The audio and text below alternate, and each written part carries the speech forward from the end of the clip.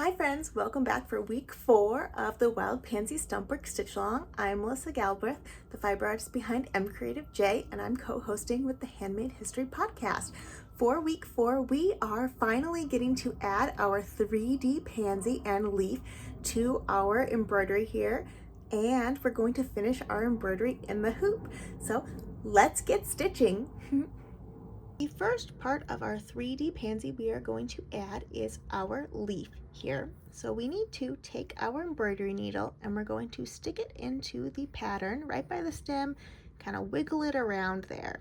So that way we get a little bit of a hole where our wires will be inserted. Then we're going to take our wires and just kind of insert them into the hole there. We want both of them in like so. And then we want to make sure we have our needle threaded. I have 2 strands of the dark green with a knot on the back here. And the first thing I want to do is come on up right by the stem here, right by where my wires are coming into the fabric. And I'm going to make a few short little stitches that go into the base of my leaf here, and that's so my leaf doesn't wiggle around and move a bunch. It adds a little extra security to my Stumpwork wire slip here. These are called stab stitches. All right, we have a few of those. We also want to make sure our leaf is right side up, so make sure that's right. Now we want to flip our piece upside down, and you see these wires that are sticking out here? We are going to whip stitch them down to the back of our embroidery. So what that means is we're going to take our thread here and we're going to run it underneath some of our stitches and then wrap it around our wires. So wrap it around the wire, underneath some of our stitches, pull it on through. We want to make sure that the wire is nicely held down to the stitches we have on the back of our fabric. And if your wire is pretty long, you can trim it down. We only need maybe about like an inch back here to make sure it's secured nicely. So we'll just give it a few extra whip stitches here.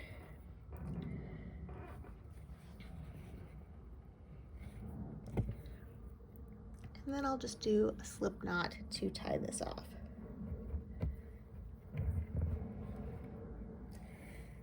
Go, and I'll just trim off that little extra wire bit there. But that is how we attach our leaf. Now going to add our 3D pansy. So we're going to start with our top petal. And I realized when I added my leaf, I put it on the wrong stem line. So the pattern in your PDF and the kit actually has you put it on this stem here, but it's not a big deal. It does not matter. We're doing plans, so it's totally fine. But when you add your pansy, it will also go on this 3rd stem line here. And we're going to do it exactly the same. So we stick our needle in, wiggle that around so we get a little hole there. And then we want to insert our wires.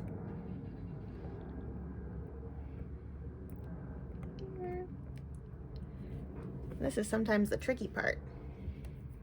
So let's wiggle a little more. Try again.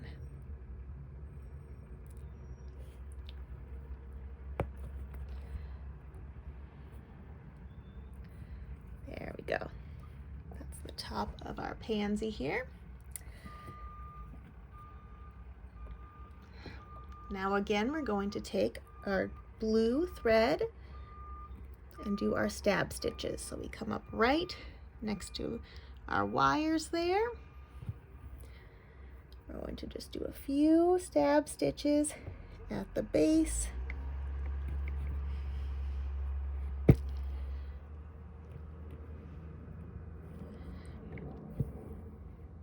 securing our petal.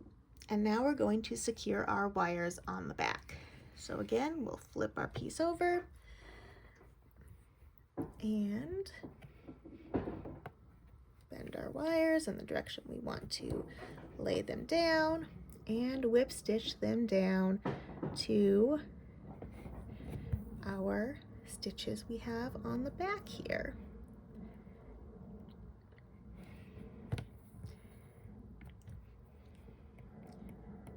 Making sure this is nice and flush. Because if it's kind of loose, your wire slip could wiggle around on the front. So we just want to make sure this is nice and tight on the back here.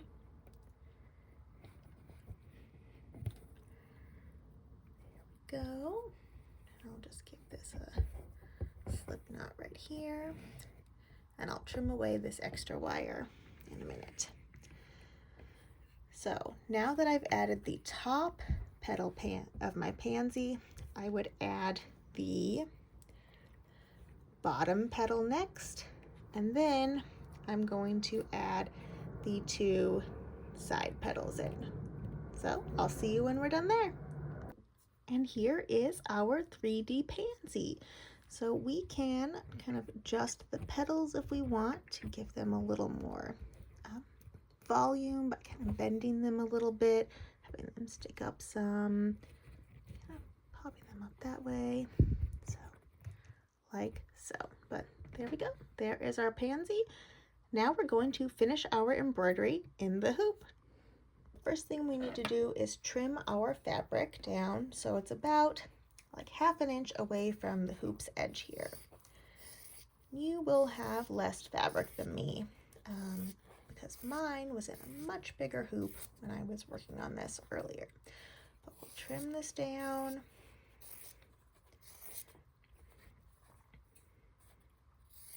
And it's okay if it's not super crisp edge, it's not a big deal.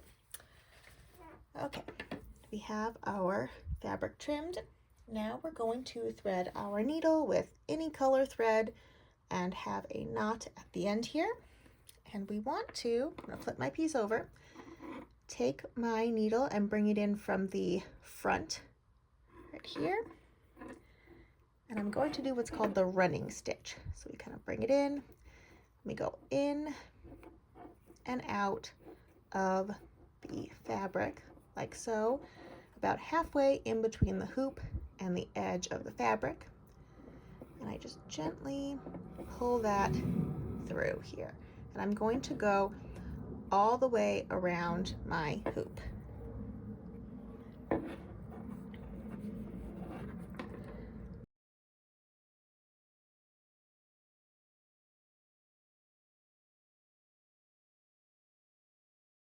All right, once we get all the way around, we're just going to gently tug so the fabric cinches around the back of our hoop, and then we'll tie it off with a knot here. So make sure you hold that in place really well and make a slip knot so you keep the tension there. And then we'll just cut that. So if you wanted, you could leave your piece like this and it would be ready to hang up. Or inside your kit, there is felt and a sawtooth hook, and we could stick this on the back to finish it up as well. So to do that, we want to lay our hoop on top of the felt, and we're just going to trace around the outer edge here.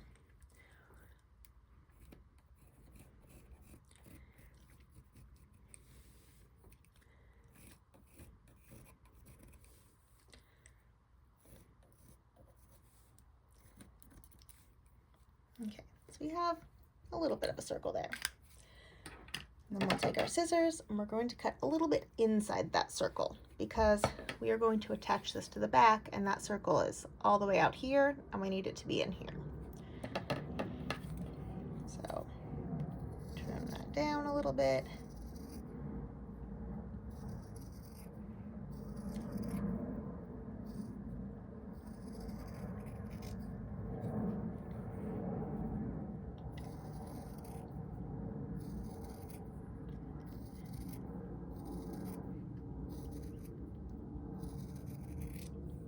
go. That looks pretty good. Let's check. Yep, that will fit on there nicely. Okay, so before we add our felt on the back, we are going to attach our sawtooth hook. So I always like to kind of line it up on the back to make sure it's straight, and then just put a little mark where I want to add my sawtooth hook, just to make sure it's not going to move around. So I will take, again, any color thread with a knot on the back, and just come on up from the back here, and make it come up in the center of my hook, make a stitch around one side, come back up in the center there, make a stitch around the other side, come back up in the center, make a stitch around the other side, and I'll knot it off here, and I'll just jump over to the other side, but I like to knot it off to make sure it's not going to wiggle around. So again, we'll come up in the center, and we go out one side, back to the center, out another side, center, and the third side, and we'll knot it off again. And we'll trim that away.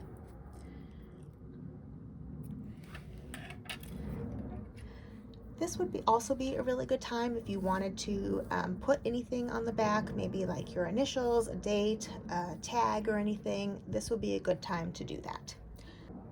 When we attach our backing, we want to grab any color thread again and make sure we have a knot. And we are going to come up in between the felt and the fabric here. And sometimes you might find it's helpful to pin this down. I don't always do that. But we want to come up in between the two and bring our needle up here. Tug so we feel that knot nice and flush, and then it will be hidden in between. And now we're going to grab a little bit of our fabric and then go up through the felt. Tug so our thread is nice and flush. And then we do that again. We grab a little bit of our green fabric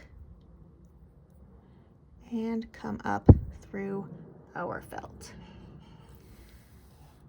And we want to go all the way around our embroidery hoop. And there we go. We have backed our embroidery, and now we're done. We have finished up our Wild Pansy Stumpwork embroidery stitch along. I hope you had fun, and thank you so much for joining me, MCreativeJ, and the Handmade History Podcast. And be sure to share your embroideries and progress on Instagram and tag MCreativeJ and the Handmade History Podcast.